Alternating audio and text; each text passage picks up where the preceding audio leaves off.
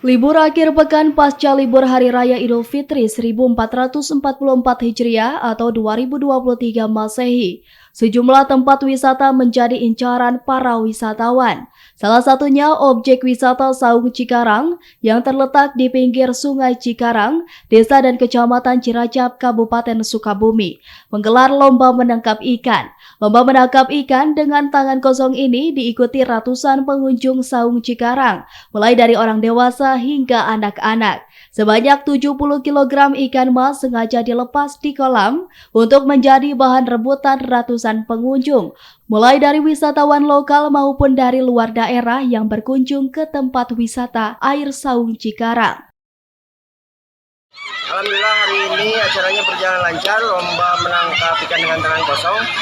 Dan total pengunjung dari pagi sampai sore ini ada 2.000 pengunjung kurang lebih. Ikan yang kami lepas bukan cuma 50 kilo tapi 70 kg, dan bisa dilihat sendiri di belakang pengunjungnya sangat padat sekali. Jadi acara hari ini luar biasa sebagai perayaan Hari Raya Idul Fitri dan juga syukuran Saung Cikarang. Mantap. Oh, tadi rupa-rupa ada uang tunai, ada makanan, dan masih banyak lagi. Ada harapan, Bang?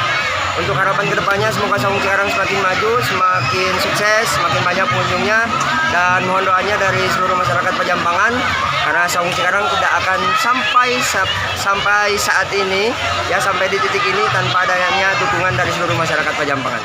Dari Kecamatan Surade, Kabupaten Sukabumi, Indra Sopyan mengabarkan untuk Dinamika.